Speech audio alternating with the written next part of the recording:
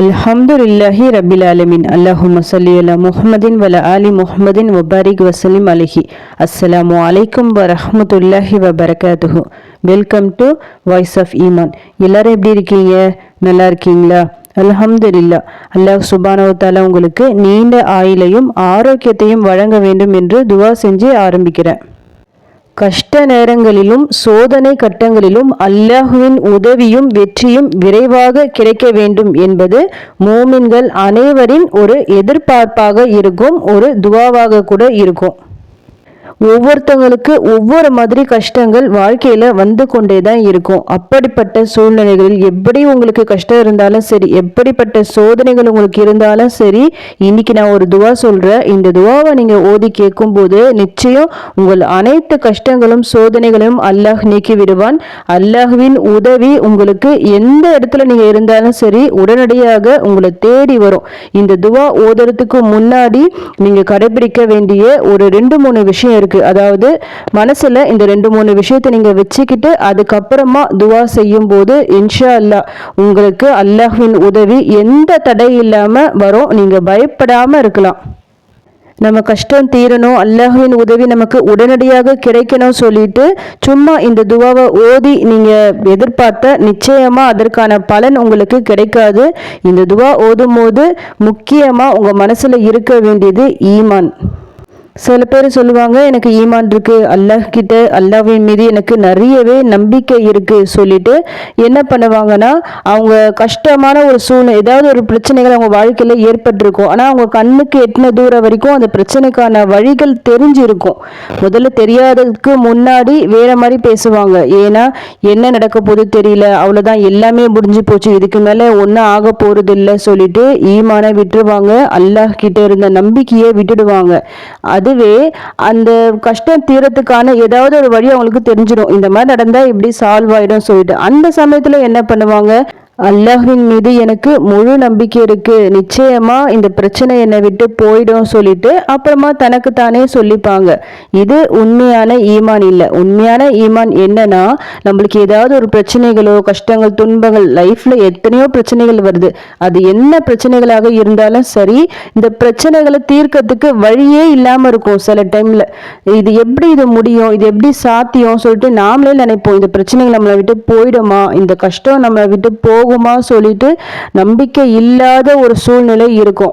அந்த நம்பிக்கை இல்லாத சூழ்நிலையில நீங்க அல்லாஹ்வை நம்புறது தான் உண்மையான ஈமான். நிச்சயம் அல்லாஹ் என்ன இந்த கஷ்டத்திலிருந்து வெளியே கொண்டு வந்து விடுவான் சொல்லிட்டு நீங்க மனசார நம்பி அவனை உதவிக்கு அழைக்கும் போது நிச்சயமாக அல்லாஹ்வின் உதவி உங்களை தேடி வரும். அதுல எந்த சந்தேகமும் இல்லை. ஈமான் இருக்கணும், கூடவே பொறுமையும் இருக்கணும். கழுத்துல கத்திய வச்சு அறுக்கும் வரை இஸ்மாயில் அலைஹிஸ்ஸலாம் அவர்களுக்கு அல்லாஹ்வின் உதவி கிடைக்கவில்லை. கத்திய வச்ச பிறகு உதவி வந்தது. ஒரு பெரிய நெருப்பு குண்டத்துல இப்ராஹிம் அலைஹிஸ்ஸலாம் அவர்களை தூக்கி போட்டாங்க. தூக்கி போடுற வரைக்கும் அல்லாஹ்வின் உதவி வரல. தூக்கி போட்டதுக்கு பிறகுதான் அல்லாஹ்வின் உதவி அவர்களுக்கு வந்தது. அதே போல பெரிய கடலுக்கு முன்னாடி கிட்ட வந்தாச்சு. அது வரைக்கும் மூசா அலைஹிஸ்ஸலாம் அவர்களுக்கு அல்லாஹ்வின் உதவி வரவில்லை. முன்னாடி கடலு, பின்னாடி ஃபிரௌனின் பெரும் படை, தப்பிக்க வேறு வழியே இல்லை. ஆனா அல்லாஹ்வின் உதவி அந்த நேரத்தில் அவருக்கு வந்தது. எப்படி வந்தது? கடலை பிளந்து மூசா அலைஹிஸ்ஸலாம் அவர்களை அல்லாஹ் காப்பாற்றினான். அதே போல 2 மலைகளுக்கு நடுவே சஃபா மர்வா 7 முறை ஓடும் வரை அல்லாஹ்வின் உதவி அன்னை ஹாஜரா அலைஹிஸ்ஸலாம் அவர்களுக்கு கிடைக்கவில்லை. அதற்கு பிறகு ஜம்சம் நீர் கிடைத்தது. மீன் விழுங்கும் வரை அல்லாஹ்வின் உதவி யூனுஸ் அலைஹிஸ்ஸலாம் அவர்களுக்கு கிடைக்கவில்லை. மீன் விழுங்கிய பிறகே கிடைத்தது. யூசுப் அலைஹிஸ்ஸலாம் அவர்களை அவர்களின் சகோதரர்கள் கிணற்றில் தூக்கி எறிந்தார்கள். தூக்கி எறியும் வரை அல்லாஹ்வின் உதவி வரவில்லை. தூக்கி எறிந்த பிறகே அல்லாஹ்வின் உதவி கிடைத்தது. அய்யூப் அலைஹிஸ்ஸலாம் அவர்களுக்கு நோய்வாய்ப்பட்ட பிறகுதான் ஆரோக்கியம் என்று ஒன்று கிடைத்தது. இப்படி அனைத்து நபிமார்களின் வரலாற்றை எடுத்து நீங்க படிச்சு பாருங்க. நிச்சயமா உங்களுக்கு தெரியும் அல்லாஹ்வின் உதவி எந்த மாதிரி சூழ்நிலையில் அவங்களுக்கு கிடைச்சது சொல்லிட்டு. ஆரம்பத்துல ஒண்ணுமே கிடைக்கல, சோதனைகளை அல்லாஹ் கொடுப்பான், சோதனைகளை ஆடும். எந்த அளவுக்கு கடுமையா இருக்கோ அந்த அளவுக்கு வெற்றியும் ரொம்ப பெரிய வெற்றியா இருக்கும். அத்தனை நபிமார்களும் நிறைய சோதனைகளுக்கு உட்படுத்தப்பட்டார்கள். சாத்தியமில்லாத ஒரு சூழ்நிலையில் கூட அல்லாஹுவை அவர்கள் நம்பினார்கள், முழுமையாக நம்பினார்கள், ஈமான் வைத்தார்கள். அதன்படி அல்லாஹுவின் உதவி அவர்களுக்கு கிடைத்தது. எந்த மனிதனையும் அவனின் சக்திக்கு மீறி அல்லாஹ் சோதிக்க மாட்டான். இது இறைவனின் வாக்கு. இப்ராஹிம் அலைஹிஸ்ஸலாம் அவர்களை நெருப்பு குண்டத்தில் தூக்கி எறிந்த போது அந்த நெருப்பு அவர்களை சுடவில்லை. அதற்கு காரணம் அல்லாஹ் சுப்ஹானஹு வ தஆலா நெருப்புக்கு இட்ட கட்டளைதான்.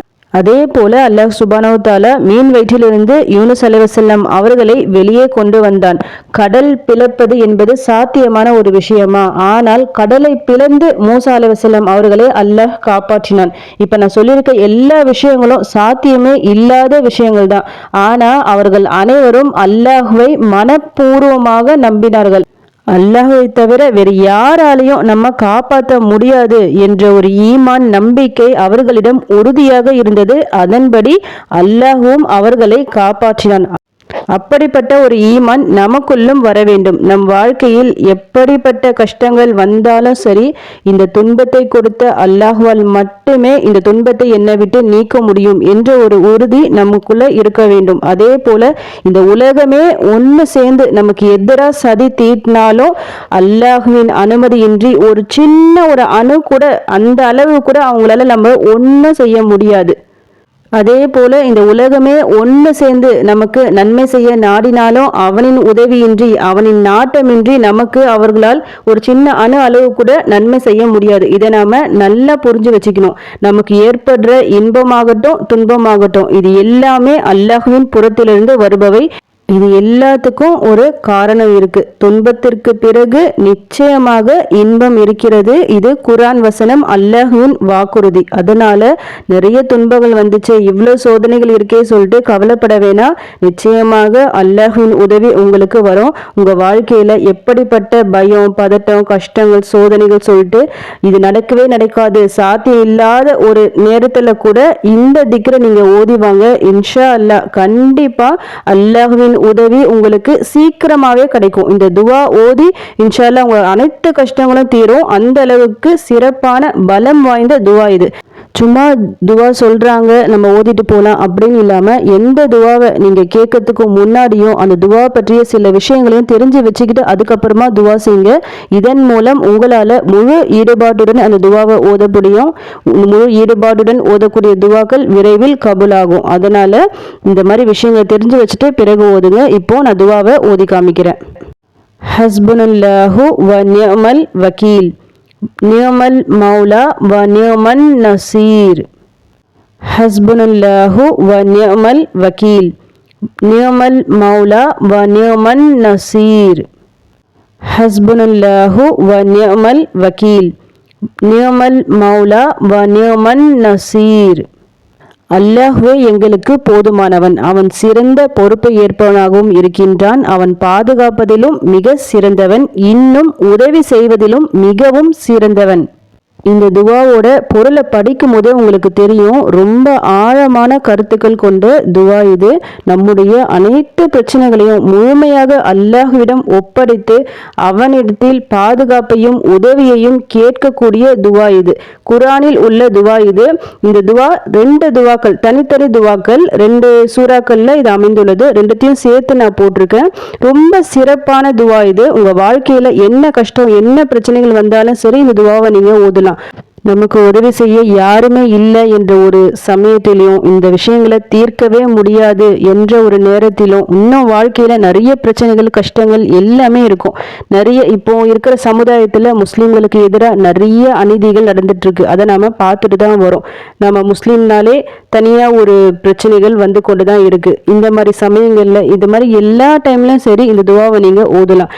அல்லாஹ் நினைத்தால் நம்முடைய கஷ்டங்களை நீக்க ஒரு நொடி கூட தேவையில்லை. அதுக்குள்ளேயே சீக்கிரமா முடிச்சிருவான். முடியாததை முடித்து காட்டுபவன் தான் அல்லாஹ் சுப்ஹானஹு வ தஆலா. அவனிடம் முழு நம்பிக்கையோடு நம்ம கேட்கும் போது நிச்சயமாக அவன் உதவி செய்வான். தன்னை நம்பி வந்தவர்களை அவன் ஒருபோதும் கைவிட மாட்டான், கைவிட்டதில்லை. வரலாறே இதற்கு சான்று. அதனால முழு நம்பிக்கையுடன் இந்த துவாவை ஓதுங்க. நீங்கள் தினமும் ஓதலாம். லைஃப்ல டெய்லியும் ஏதாவது பிரச்சனை வந்துட்டு தான் இருக்கு. ரொம்ப கஷ்டமான சூழ்நிலை தான் ஓதணும்னு இல்லை. நீங்க நார்மலாவே இந்த துவா ஓதலாம். நிறைய பிரச்சனைகளும் உங்களை காப்பாற்றும். உங்க மனசுல ஒரு பெரிய தைரியத்தை கொடுக்கும். இந்த உலகத்தில் நடக்கும் பல விஷயங்களை ரொம்ப ஈஸியாக நம்ம கடந்து வந்துடலாம். அதனால மறக்காமல் இந்த துவா ஓதுங்க. ஒவ்வொரு வேலை தொழுகை முடிச்சுட்டு நீங்கள் ஓதலாம், நார்மலாக இருக்கும்போது நீங்கள் ஓதலாம், நைட்டு தூங்க போகிறதுக்கு முன்னாடி ஓதலாம், இன்னும் கஷ்டங்கள் பிரச்சனைகள் வரும்போது இன்னும் அதிகமாக ஓதுங்க. இன்ஷா அல்லாஹ் அல்லாஹ்வின் உதவி உங்களை விரைவில் வந்தடையும். இது போன்ற மார்க்க சம்பந்தப்பட்ட விஷயங்களை இன்னும் அதிகமாக கேட்கவும் அந்த கேட்டதன்படி அமல்களை செய்யவும் வல்ல ரஹ்மான் நம் அனைவருக்கும் உதவி செய்வானாக. ஆமீன். அல்ஹம்துலில்லாஹ். இந்த வீடியோ உங்கள் எல்லாருக்கும் யூஸ்ஃபுல்லாக இருந்திருக்கும்னு நினைக்கிறேன். நீங்கள் தெரிஞ்ச இந்த விஷயத்தை மற்றவங்களுக்கும் தெரியப்படுத்துங்க. இன்ஷா அல்லாஹ் அடுத்த பதிவில் சந்திக்கலாம். ஜஸக்கல்லாஹு கைரன் கசீரா. அஸ்ஸலாமு அலைக்கும் வரஹ்மத்துல்லாஹி வபரகாத்துஹு.